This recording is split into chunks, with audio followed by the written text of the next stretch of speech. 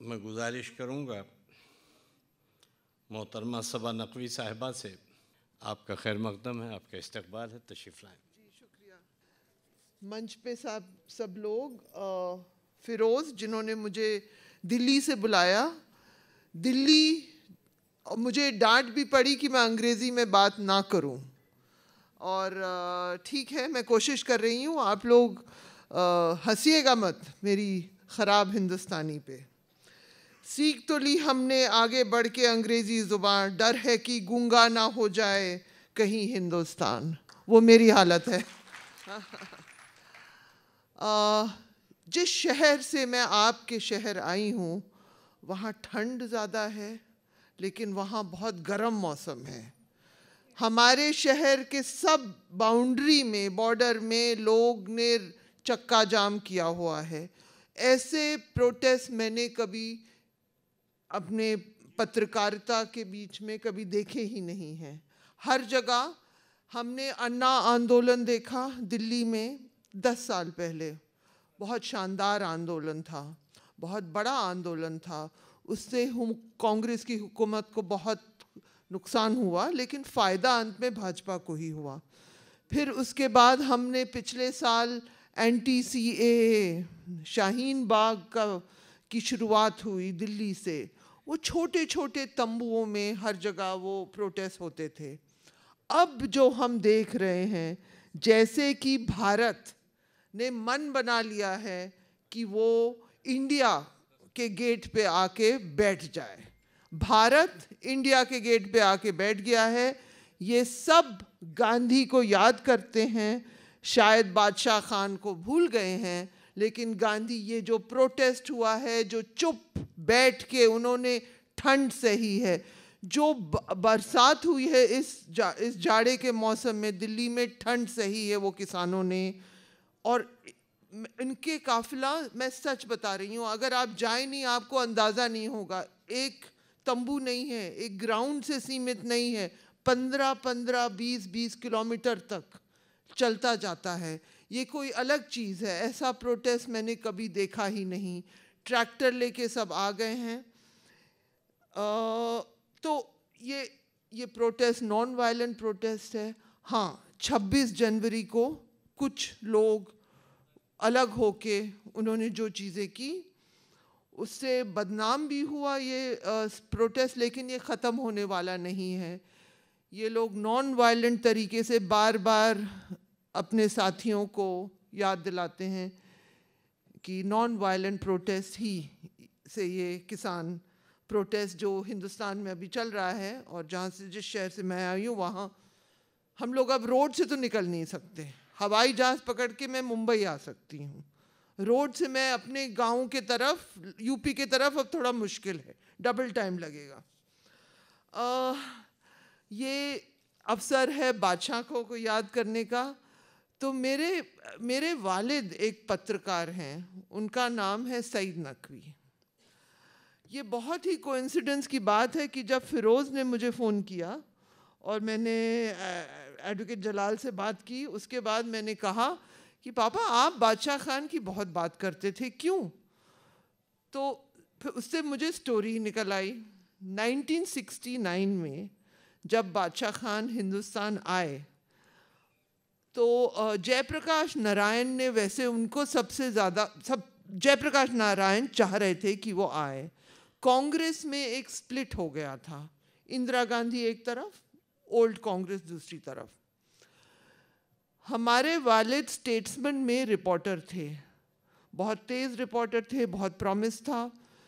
जयप्रकाश नारायण ने स्टेट्समैन से रिक्वेस्ट किया कि एक लड़के को बादशाह खान के साथ लगा दो जो उनका प्रेस ऑफिसर बने।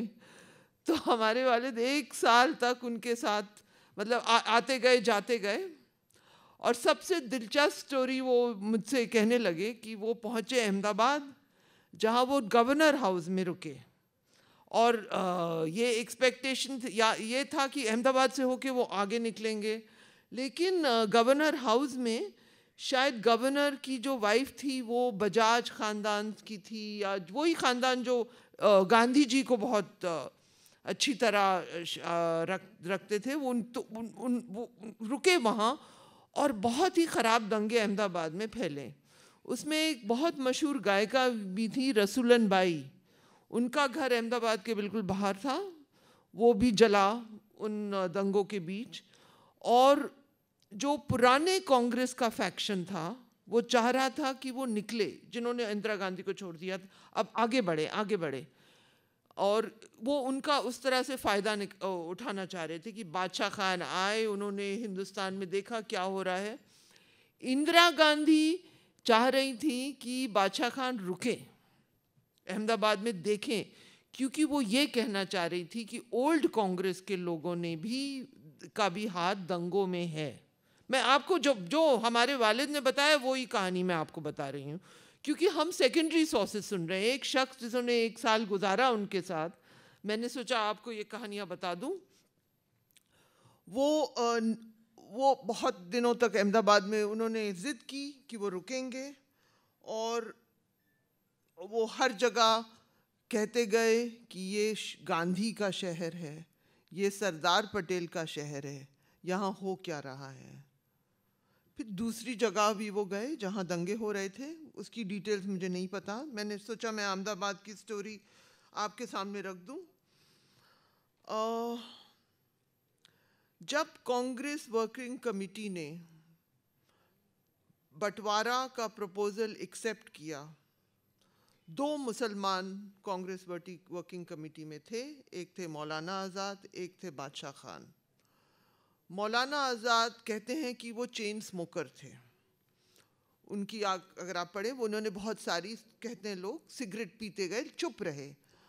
बादशाह खान रोए, पूरी तरह रोए, और कहा कि आपने बिल्कुल हमें भेड़ियों के बीच भेज दिया है, आपने गद्दारी की है। वो रोए, और क्योंकि वो गांधी जी के इतने बड़े भक्त थे, और वो 2 नेशन थियोरी के इतने खिलाफ थे कि वो रोए। और फिर भी बंटवारा हुआ। 2016 में 4 सद्दा जगह नाम है, जहाँ से खैबर पख्तून, मैं वर्ड का प्रोनाउंसिएशन भूल जाती हूँ, आप लोग बताइएगा, मेरे बाद जो स्पीकर है, नॉर्थ वेस्ट फ्रंटियर प्रोविंस। 4 सद्दा जो उनका इलाका था, वहाँ पे एक बादशाह खान मेमोरियल, एक बादशाह खान के नाम पे एक यूनिवर्सिटी थी, वहाँ आतंकवादी हमला, 4 लड़कों ने आतंकवादी हमला किया।